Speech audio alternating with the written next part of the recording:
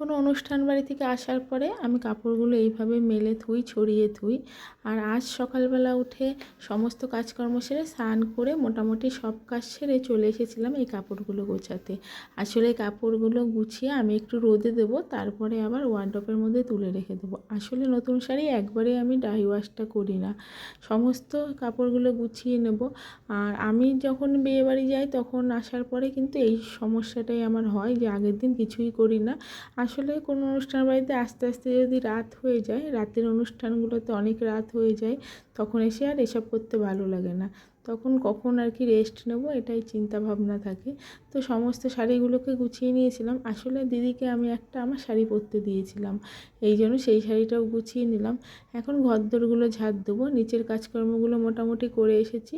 এখন ওপরে ঘরদোয়ারগুলো ঝাড় দিয়ে নেবো। আসলে আজকে দিনের বেলা মানে একটু পরে আমি ঘরটাকে মুছবো, এখন ঝাড় দিয়ে নিই।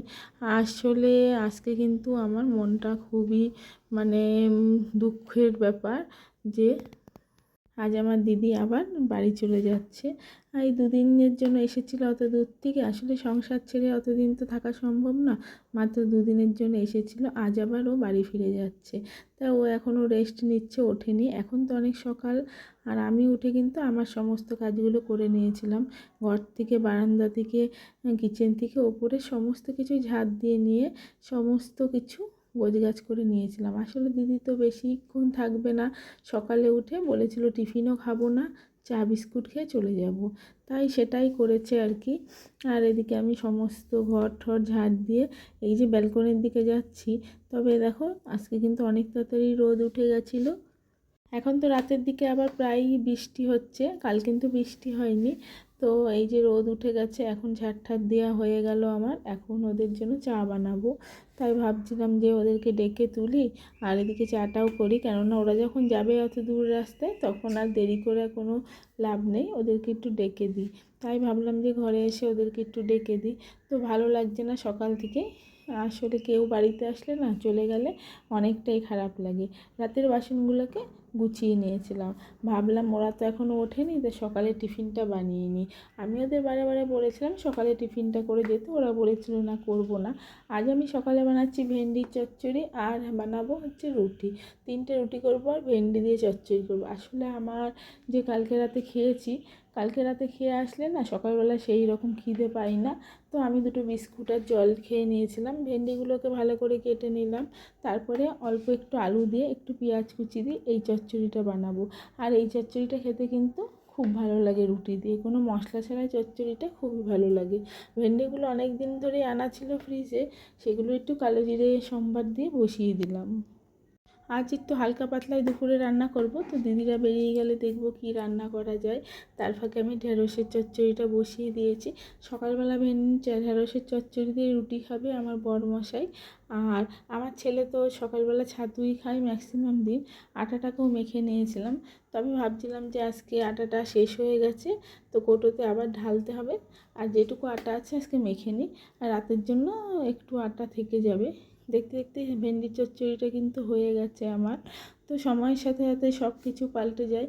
দিদিদের কিন্তু এই সময় আসার কথা ছিল না, ওরা কিন্তু হট করেই চলে এসেছে। ভাবতেও পারিনি ওরা এবার আসবে। আসলে যে কোনো অনুষ্ঠান অ্যাটেন্ড করতে কিন্তু জামাইবাবু খুব পছন্দ করে আর কি। আর এই যে আমি এখন রুটিটাও করে নিলাম, আসলে 3টে রুটি করব, কোনো ব্যাপারই না। কাল যখন অনুষ্ঠান বাড়িতে গেছিলাম ঝিরিঝিরি কয়েক ফোঁটা বৃষ্টি পড়েছিল, ভাবছিলাম অনেক বৃষ্টি হবে, কিন্তু বৃষ্টিটা হয়নি, বৃষ্টিটা অন্যদিকে হয়ে গেছে। তাই জন্য কোনো অসুবিধাই আমাদের হয়নি। আমরা কিন্তু আস্তে আস্তে প্রায় রাত 11:30টার মতো বেজে গেছিলো। এদিকে আমার রুটিটাও কিন্তু মোটামুটি হয়ে আসলো। আর রুটি হওয়ার পরে কিন্তু সঙ্গে সঙ্গে খাবে না, আমি রুটিটাকে হটপটে সবসময়ের জন্যই রেখে দিই। আমি সবসময় কোনো কাজ ফেলে রাখি না, সঙ্গেরটা মানে সবসময় যখনের কাজ তখনই করার চেষ্টা করি। একটু আটা বেঁচেছিলো সেটাই আর কি ফ্রিজে রেখে দিলাম। এবার তো দিদিরা উঠেও পড়েছে, ভাবলাম একটু চা বানাবো। জামাইবাবু আবার সবসময় একটু চা পছন্দ করে, দিদি তো চা খায় না, তাই বলছিল যে আজকে যখন যাবো চা বিস্কুটটা একটু খাবো। আমি চাটাকে একটু বসিয়ে দিলাম আর বোতলে একটু জলও ভরে নেব। আর এরা যখন চা খেয়েই যাবে ভাবলাম আমার সাথে করে আমিও একটু চা খাবো। তো ইচ্ছে হলো না চা খাওয়ার, তাও বসিয়ে দিয়েছিলাম। এদিকে চায়ের মধ্যে লিকার চা যখন খাবে, আমি কিন্তু লিকার চা বানানোর সময় না জলটা ভালো করে ফুটিয়ে নিই, তারপরে চিনিটা দিই। মাত্রাতে চিনি দিয়েছিলাম, যেহেতু আমার জামাইবাবুর সুগার, আর বলেছিল একদম মিষ্টি ছাড়া খাবো না, অল্প একটু চিনি দিয়ে। সাথে করে চাটাও করা হয়ে গেল। এর আগের দিন তো চা ঢালতে গিয়ে একটা নতুন কাপ ফেটে গেছিলো, আজ ভাবলাম একটু সাবধানেই ঢালি, তো চাটাকেও করা হয়ে গেল। আর বিস্কুট দিয়ে ওদেরকে এখন চাটা দিয়ে দেবো। রচা তো প্রায় অংশে সব মানুষেরাই খায়, তো জামাইবাবু সবসময় রচাই পছন্দ করে, আর সবসময় মেথি ভিজানো জলটা খায়। আর আমি তো সকালবেলা দিদি মেথি ভিজানো জলটা আগে দিয়েছিল, পরে ভাবলাম আমি চাটাকে দিয়ে আসি।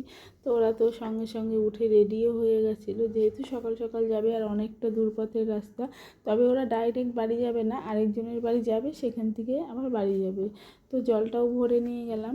এদিকে ওদের গোছগাছ কিন্তু একদম সারা, একদম রেডি হয়ে গেছে, একদম বেরিয়ে যাচ্ছে এখন।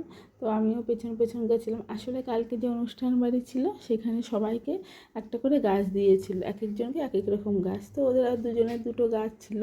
তো আমার দিদি পেয়েছিল বেলি ফুল গাছ, আর জামাইবাবু পেয়েছিল গোলাপ গাছ। সাথে বাপের বাড়ি থেকে একটা পদ্ম ফুল গাছ নিয়ে এসেছিলো, সেটা নিয়ে গাড়ির ডিকির মধ্যে ভরে নেওয়া হলো। আসলে তোমাদের সাথে আমি শেয়ার করেছিলাম, ওদের গাড়িটা কিন্তু সামনের বাড়ির উঠানে রাখা হয়েছিল, তাই ওখান থেকে বের করে ওরা তো রওনা দিল। এখন আমি ঘরে ফিরে দুপুরের রান্না করব। তাই ভাবছিলাম কালকে নেমন্তন্ন বাড়ি খেয়েছি যখন, আজ কিন্তু বেশি কিছু রান্না করব না, হালকা পাতলা কিছু করব। তাই মুসুরির ডাল বসিয়ে দিলাম। অনেকদিন পেঁয়াজ কাটা মুসুরির ডাল খাই না, আমার ছেলে কিন্তু পেঁয়াজ কাটা মুসুরির ডাল পছন্দ করে না, তবু আজকে আমার ইচ্ছে হলো একটু পেঁয়াজ কাটা মুসুরির ডাল করি। আর পেঁয়াজ রসুন সম্বাদ দিয়ে না এই মুসুরির ডালটা খেতে আমার খুব ভালো লাগে। আর সাথে দেবো একটু কালো জিরে ফোড়ন, কালো জিরে শুকনো লঙ্কা ফোড়ন দিয়ে এই মুসুরির ডাল গরমের মধ্যে খুব ভালো লাগে, একদম পাতলা। সাথে কিন্তু একটু গন্ধরাজ লেবু হলে খুবই ভালো হয়। দেখতে দেখতে ডালটা সিদ্ধ হয়ে গেল, আমি ফোড়নও দিয়ে দিলাম। কালকে রাতের একটু আলু পটলের তরকারি ছিল, সেটা দিয়ে ভাবছি আজকে আর কোনো তরকারি বানাবো না। আজকে তো মাছ আনার কথা আছে, দেখি কি মাছ আনে। ডালটা কিন্তু আমার হয়ে গেল। এদিকে ছেলেকে এক্সারসাইজেও বসিয়ে দিয়েছি, আর এদিকে মাছটাও চলে এসেছে। আজ এনেছিল পাবদা মাছ, আর দেখো অনেক মাছ এসেছে। আর এনেছিল কাতলা মাছ, সাথে ছিল চিংড়ি মাছ। ধুয়ে ধুয়ে আমি কন্টেনারের মধ্যে ভরে দিলাম। 3 পিস মাছ বের করে রেখেছিলাম, সেগুলো আজকে আমরা দুপুরবেলা ভাজা খাবো।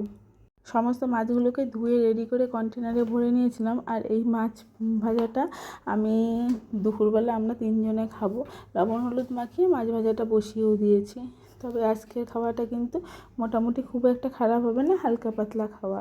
রান্না করার পরে এই যে চিংড়ি মাছ কটা বেছে আবার কন্টেনারে দিয়ে দিলাম। আসলে না সব কটা মাছই কেটে এনেছিল, যাতে আমার একটু সুবিধাই হয়েছে। চিংড়ি মাছে ছাড়িয়ে এনেছিল, আমি ধুয়ে ধুয়ে কন্টেনারে ভরে দিলাম। এতে করে আমার সময়টা কিন্তু অনেক বেঁচে গেছিলো। আর তারপরে রান্না করা বাসনগুলো প্রত্যেকটা আমি মেজে পরিষ্কার করে নিয়েছিলাম।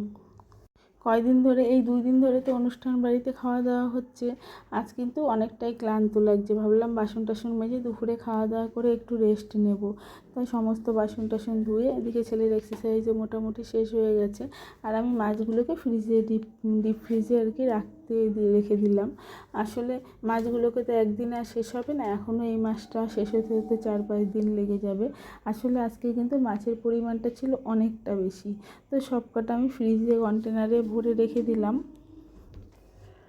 কিন্তু মনটা কিন্তু অনেকটাই খারাপ আছে, ওরা চলে গেছে। আসলে কেউ এসে না যদি 2 দিন থাকে, তাহলে মনটা কিন্তু অনেকটাই খারাপ হয়। সাথে সাথে চলে গেলে কিন্তু অতটা খারাপ হয় না, কিন্তু 2 দিন থেকে চলে গেলে অনেকটা খারাপ হয়। আর আমার দিদি বছরে তো একবার আসে কিনা সন্দেহ, হয়তো দেখা যাবে 2 বছর পর একবার আসলো, এরকম আর কি। ফোনে কথা হয় ঠিকই, কিন্তু সামনাসামনি দেখা তো আর হয় না। তো সকালবেলা ওদের কাপ প্লেটটা যেগুলো চা খেয়েছিল, সেগুলোকে সব বেসিনে নিয়ে এসে পরিষ্কার করে নিলাম। আর এদিকে তো দুপুর হয়ে গেছে, এদিকে কাজটা করে ছেলেকে এখন খাইয়ে দেবো। উপরের ঘরের সমস্ত কাজ কিন্তু মোটামুটি এখন আমার শেষ হয়ে গেছে। এরপরে ছেলে বলেছিল আগে ভাত খাওয়ার আগে একটু শসা আর টক দই খাবো, সেটা আর কি বিট লবণ দিয়ে আর একটু গোলমরিচের গুঁড়ো দিয়ে ছেলেকে তৈরি করে দিলাম। সাথে ছেলের বাবাকেও একটু দিয়েছিলাম। আর এই টক দইটাও মাঝে মাঝেই খায়, খুব পছন্দ করে। আর আমি কিন্তু অতটা পছন্দ করি না, কিন্তু ছেলে আর ছেলের বাবা মাঝে মাঝে টক দই শসা কিন্তু খেয়ে থাকে ওরা। তবে বাইরের দিকে গিয়ে আজকে একটা জিনিসই দেখলাম, যে আমাদের এই বেল গাছটা সমস্ত পাতাগুলো ঝরে গেছে, বেল রয়েছে 2-3টে। আসলে এই পাতা এত পরিমাণে পড়েছিল, উঠান ঝাড় দিতে অনেকটাই অসুবিধা হতো। এখন দুপুরবেলা খাওয়া দাওয়ার পরে ভাবলাম একটু কম্পিউটারে গান শুনি, তারপরে একটু শুই। তো এসে পাখাটা চালিয়ে দিয়ে একটু কম্পিউটারে গান চালালাম। আসলে অল্প অল্প পরিমাণে, মানে আস্তে আস্তে একটু গান চালিয়ে শুলে না ঘুমটাও খুব ভালো হয়। তো আজকের ব্লগটা এখানেই শেষ করছি, টাটা।